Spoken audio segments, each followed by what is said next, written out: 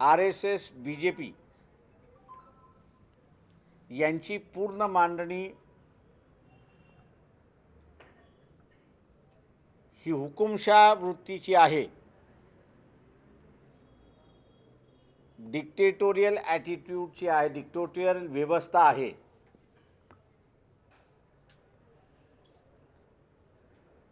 हे दिल्लीच्या आंदोलनातून त्या ठिकाणी दिसतंय। 26 दिवस झाले शेतकरी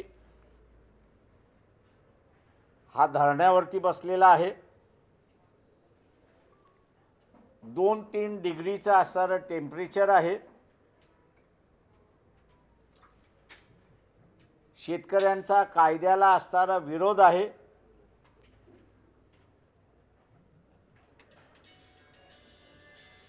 शासन असं म्हणतंय की आम्ही निर्णय घेतला, तुम्ही मान्य करा।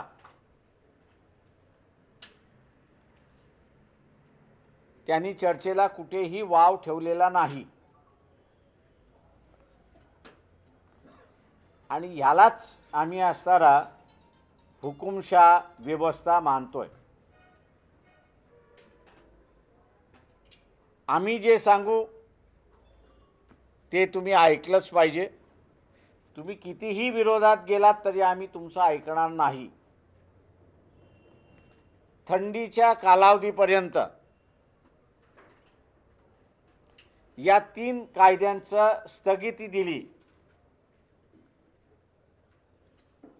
तर शासनाचं काय नुकसान होणार आहे याचा खुलासा मोदी सरकारने करावा, RSS BJPच्या सरकारने करावा।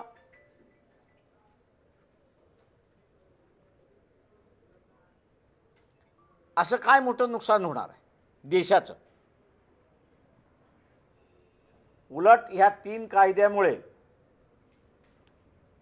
आणि जे शेतकरी आंदोलनात बसले त्याचे आम्ही असणारं अभिनंदन करतो, पाठिंबाही देतो की त्यांनी एक गोष्ट शहरी माणसांसमोर पुढे आणली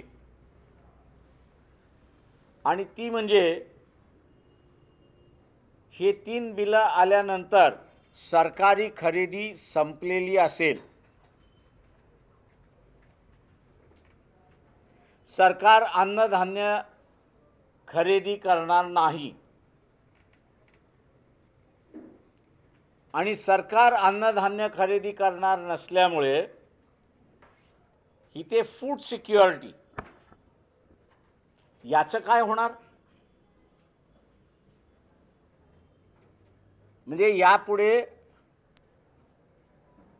भारतातल्या जनतेला फूड सिक्युरिटी नाही अशाच व्यवस्थेकडे भारतीय जनता पक्षाचं, मोदींचं, RSSचं सरकार घेऊन चाललंय असं दिसतंय।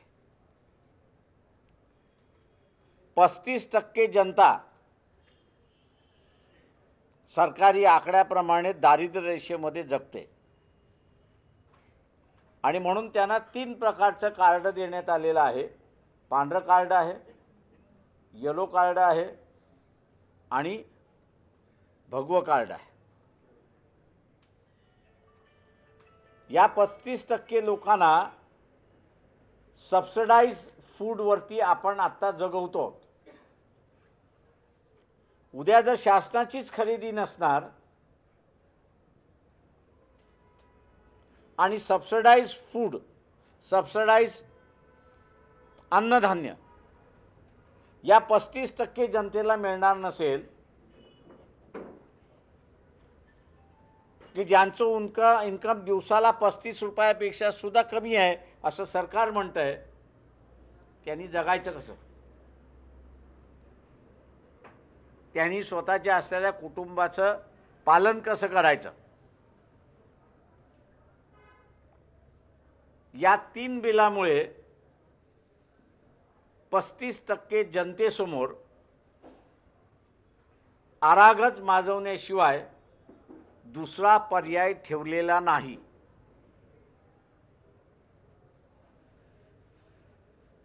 TV चॅनल्सवरनं ज्या जे प्रतिनिधी चाललेत त्या सगळ्यांना माझी असणारी विनंती आहे की मिनिमम सपोर्ट प्राईस हा अत्यंत महत्त्वाचा इश्यू आहे शेतकऱ्यांचा, तो चर्चेला गेला पाहिजे। पण त्याच्याचबरोबर एम एस पी प्राईस हे सरकार जोपर्यंत खरेदी करत राहील तोपर्यंत मिळत राहील। ज्या दिवशी सरकार बंद करेल त्या दिवशी हे प्राईस मिळणार नाही। पण त्याच्याचबरोबर फूड सिक्युरिटी आणि 35% जनता या देशातली अरागज माजवण्यासाठी जर उतरली तर कायदा आणि सुव्यवस्थेचं काय होईल याचीही त्यांनी चर्चा करावी। आमच्या परीने दिल्लीतल्या आंदोलनात ज्या ज्या तऱ्हेने आम्हाला पाठिंबा दर्शवता येतो, आपल्या गावामध्ये राहून, तालुक्यामध्ये राहून, जिल्ह्यामध्ये राहून तो आम्ही असा दर्शवतोय। परंतु महाराष्ट्राचं शासन NCPचं आहे, शेतकऱ्यांची पोरं आहात म्हणून त्या ठिकाणी मिरवतात। राष्ट्रवादी झाली, त्याच्यानंतर काँग्रेस आहे आणि शिवसेना आहे। या तिघांनीही दिल्लीच्या शेतकऱ्याच्या आंदोलनाला पाठिंबा दिला। पण शेतकऱ्यांनी एक लक्षात घ्यावं की हा फक्त तोंड देखला पाठिंबा आहे। पंजाबने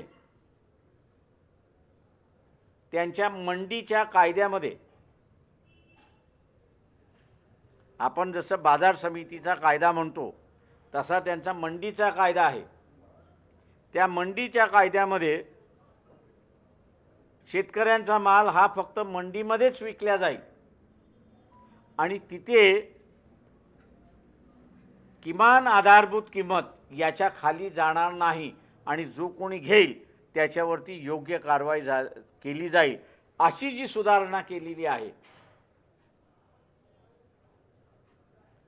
ती सुधारणा महाराष्ट्राचं सरकार का करत नाही? शाब्दिक पाठिंबा देत आहे, पण हेच शब्द कायद्यामध्ये का रूपांतर करत नाही?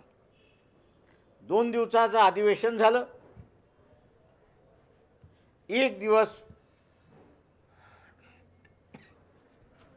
कांजूरमार्ग कारशेडवरती गेलं, दुसरा दिवस कंगनावरती गेला। शेतकऱ्यांचे आणि इतर असलेल्या प्रश्नाला पूर्णपणे तिलांजी देण्यात आली। तेव्हा असेंब्ली नाही म्हणून आम्ही करू शकत नाही हा कांगाव आता ह्या 3 पक्षांनी करू नये। घटनेने तुम्हाला असणारा दुसरा मार्ग सुद्धा सुचवला आणि तो म्हणजे ऑर्डिनन्सचा मार्ग। हे तिन्ही पक्ष प्रामाणिक असतील शेतकऱ्यांशी तो ऑर्डिनन्सच्या मार्फत बाजार समितीच्या कायद्यामध्ये दुरुस्त करून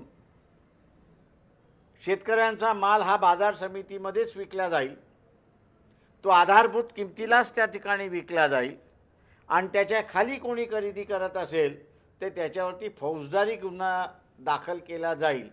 या दुरुस्त्या महाराष्ट्र शासनाने केल्या तर आम्ही असं म्हणू की तिन्ही पक्ष शेतकऱ्याशी इमानदार आहेत, नाही तर हे तिन्ही पक्ष व्यापाऱ्यांच्या बाजूने आहेत, एवढंच आम्ही त्या ठिकाणी म्हणू। माझं एक सोल्युशन आहे त्याच्यामध्ये, आणि ते म्हणजे जो किसान बसलेला आहे तो MSP मागतोय, म्हणजे सरकारने ठरवलेला भाव मागतोय, त्याच्याबरोबर त्यांनी एवढंच जोडावं की आम्ही खाजगीकरण होऊ देणार नाही।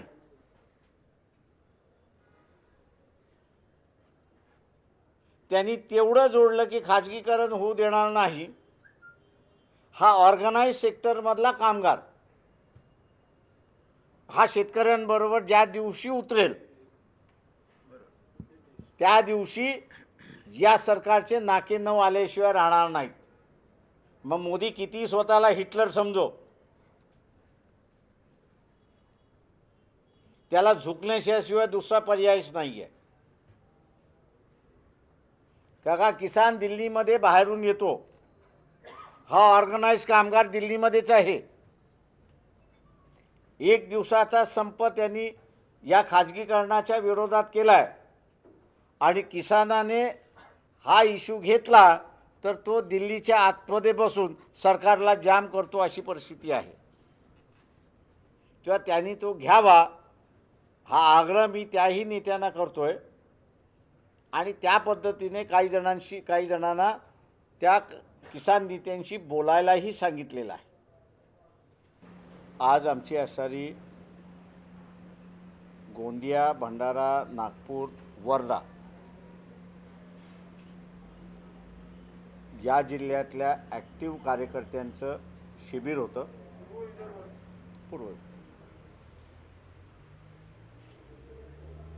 हे शिबिर जे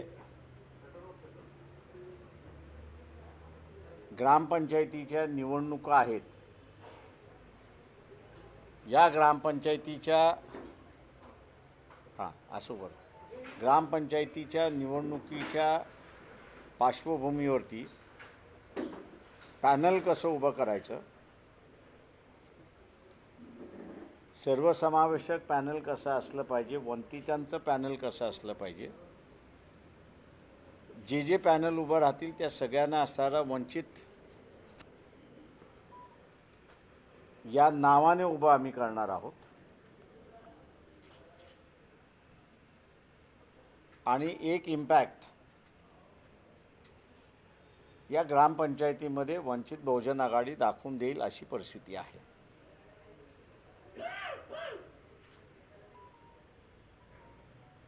आत्तापर्यंत गोंदिया आणि भंडारा या दोन जिल्ह्यांच्या जिल्हा परिषद पंचायत समितीच्या निवडणुका अजून अडवून ठेवलेल्या आहेत. नागपूरमधली पण तीच अवस्था आहे.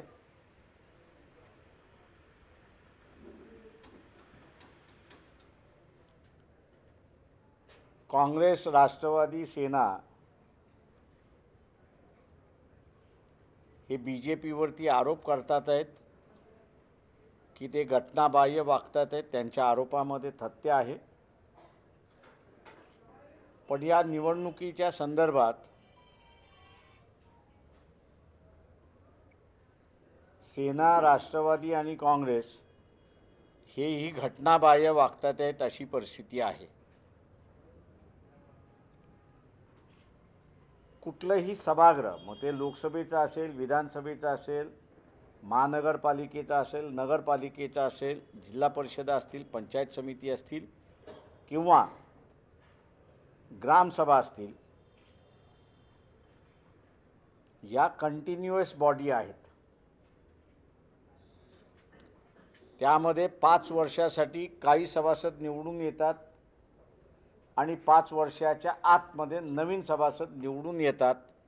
कालावधी संपला की नवीन सभासद टेक ओव्हर करता अशी परिस्थिती आहे. इलेक्शन्स न घेतल्यामुळे अजून कोणीही कोर्टात गेलेलं नाही. कंटिन्युइटी नसल्यामुळे, ब्रेक असल्यामुळे जुने कायदे रद्द झाले, मोडीत निघाले आणि नवीन कायदा काहीच झालेला नाही.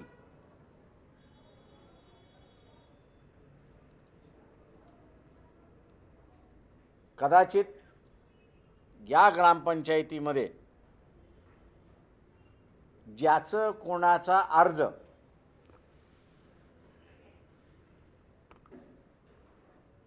टॅक्स भरलेला नाही असं रद्द झाला तर तो कोर्टात गेल्याशिवाय राहणार नाही.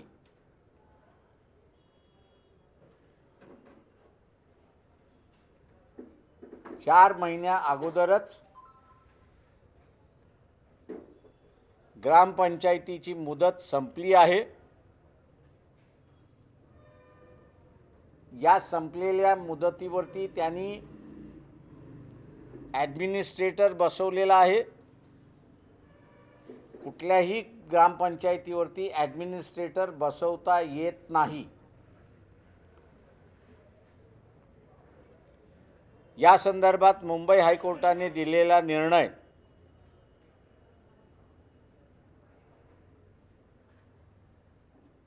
हाही संविधानाला धरून नाही.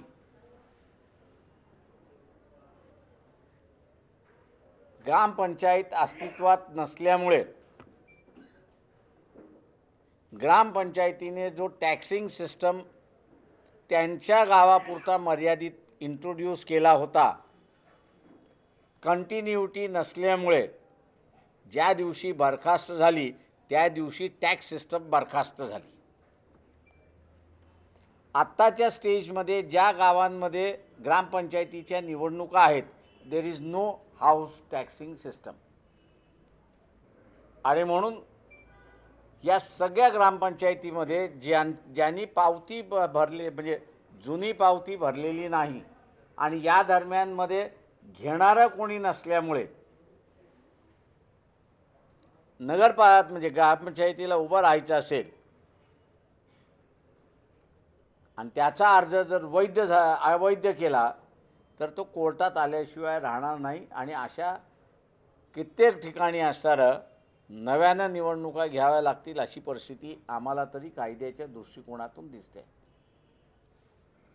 त्याच्यामुळे संविधानाच्या विरोधात फक्त BJPच काम करते असं नाही, तर संविधानाच्या विरोधात हे तिन्ही पक्ष त्या ठिकाणी काम करतात आहेत अशी परिस्थिती आहे.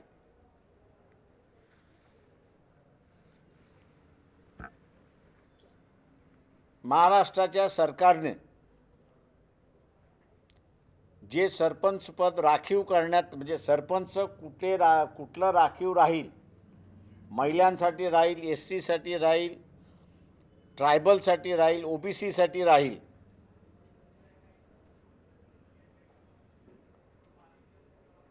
याची जी जाहीर केली होती आणि त्याला असणारं स्टे ऑर्डर महाराष्ट्र शासनाने दिली.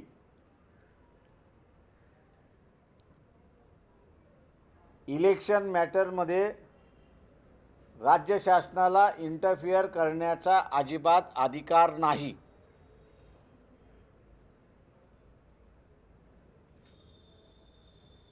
आणि त्यामुळे शासनाने काढलेली स्टे ऑर्डर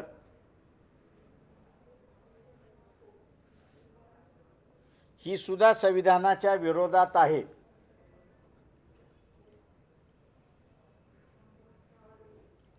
ग्रामपंचायतीचा जो कायदा आहे त्या ग्रामपंचायतीच्या कायद्याप्रमाणे त्या जिल्ह्यामध्ये SCचं पॉप्युलेशन, STचं पॉप्युलेशन आणि त्याच्याचबरोबर OBCचं पॉप्युलेशन हे लक्षात घेता SC आणि STचं लोकसंख्या ही जाहीर आहे. तेव्हा तिथे कुठलं सरपंच पद राखीव ठेवायचं, कुठलं ठेवायचं नाही हे कायद्याने ठरवून दिलेलं आहे. ज्या मतदारसंघामध्ये अधिक संख्या आहे तिथलं म्हणजे शेड्यूल कास्टची पॉप्युलेशन, म्हणजे टोटल शेड्यूल कास्टच्या पॉप्युलेशनमध्ये ज्या मतदारसंघामध्ये शेड्यूल कास्टची पॉप्युलेशन अधिक आहे, ज्या मतदारसंघामध्ये ट्रायबलची पॉप्युलेशन अधिक आहेत, ते पहिल्यांदा राखीव ठेवले जातील. दुसऱ्यांदा जेव्हा ग्रामपंचायती होईल तेव्हा तिथलं राखीव पद जाईल आणि कमी असणाऱ्या, त्याच्यापेक्षा कमी असणाऱ्या पॉप्युलेशनमधल्या गावामध्ये ते पद राखीव राहील अशी परिस्थिती आहे. OBCच्या संदर्भातलं